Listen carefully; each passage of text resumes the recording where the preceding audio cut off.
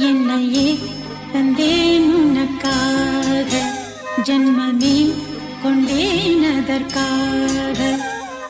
நான் உரை நீங்க மாட்டேன், நீங்கினால் தூங்க மாட்டேன்.